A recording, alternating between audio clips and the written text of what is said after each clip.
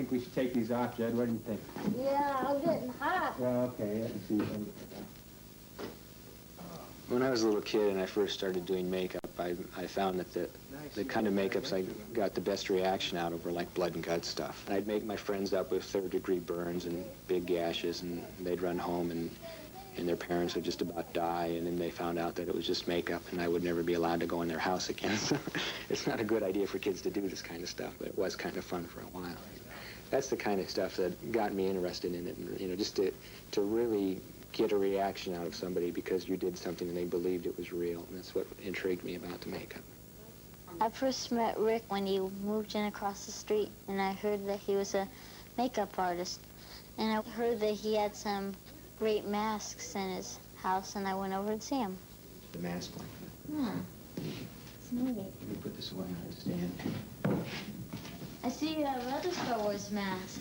Yeah, not all of them are from Star Wars, but this one up here with his brain, that guy was one that we made for Star Wars, only it was never used because the cuts didn't match, I suppose.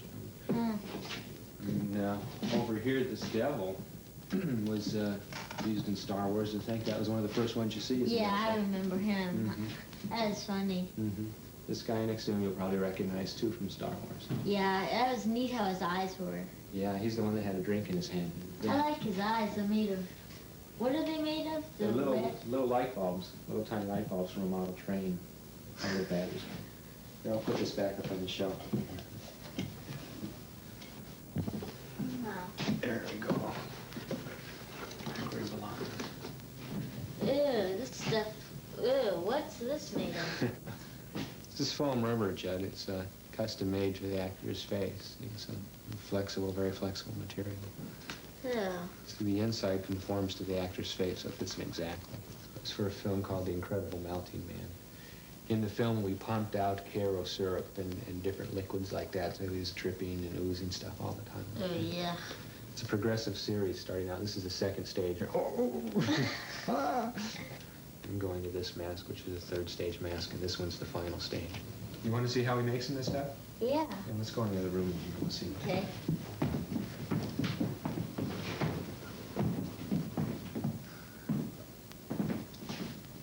Who left this in here? Rick, what are you doing? This is just a rubber arm, Judd. See? I'm just showing you how all this stuff is just fake that we make. See, I've got these false teeth. If I can get out there. Sure they're not your real ones? No, these are fake. We make these, for people anytime a person plays a monster or anything like that. And it's a fake arm that was on a man that blew up. All that stuff that you see in films are just phony, rubber pieces and stuff. None of it's real. This blood, in fact, is made out of Karo syrup like you can find in your mom's kitchen. Karo syrup and food coloring, Yeah. That's all just phony stuff, Judd, that we make for films. We have to make all kinds of stuff like that. First, we start off on any makeup or mask with a life mask of the person's face. In this case, it's me, so you can kind of see the profile of it like that. See? Now, we start off with a modeling clay like this, and we start sculpting the features, the new features over my face in this case. So let's see, I'll add a little more to the cheekbone here. I'll start over on this one. Making a mask is a very time-consuming thing. It takes sometimes up to a month to make one good mask. It's very complicated, very technical, and very elaborate. It's basically how I design any of the monsters or aliens and stuff. I refer back to my anatomy books and animal books and work from pictures of things that already exist in my designs usually.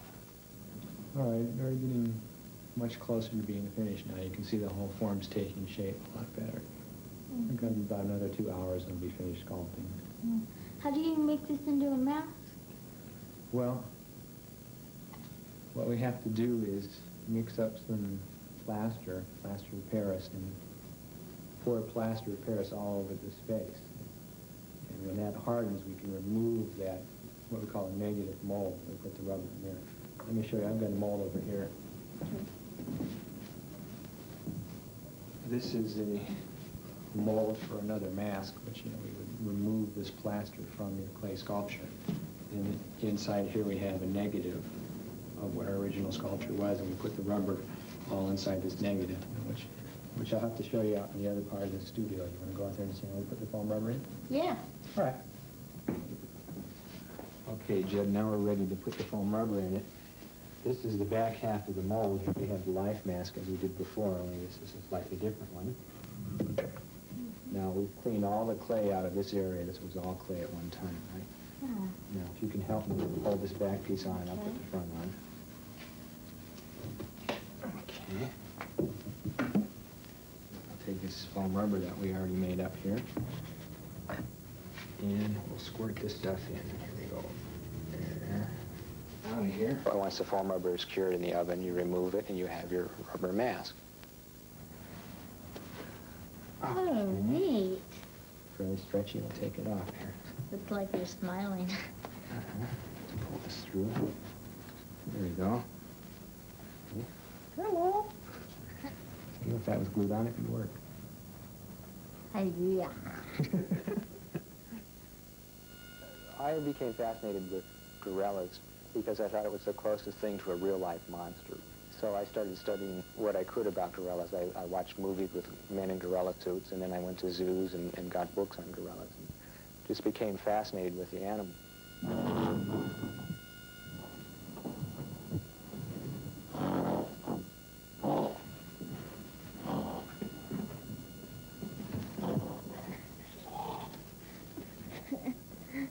Hi, John.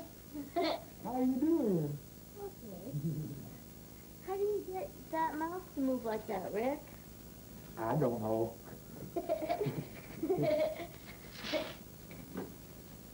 Oh, boy. Well, first you gotta paint black around your eyes, as you can see here, so it blends in. There's little levers and little toggles that move the lips when I work my jaw. So they're inside here. What stuff that's inside the mask in here, these little mechanical parts here move everything. Oh. Yeah. So when I work my jaw, it works the jaw of the mask and the lips. Okay, Jed, you've seen how we make rubber masks and all those different kind of special effects things. Now, why don't we do a little makeup from out of the kit? I'll make you up so you look like something. Something that's easy enough maybe that you could even do it yourself. Okay? Let's see, what do you want to be? Wait, I'll tell you what. I'll make you up and you just wait and see, okay? All right. All right. First, we'll clip your hair back and get this out of the way. The makeup that I do is very technical and very specialized, but I didn't start out doing this type of work. There is basic makeup techniques that just about anybody can do using different nose putties and waxes and just paint that are a lot of fun and very effective.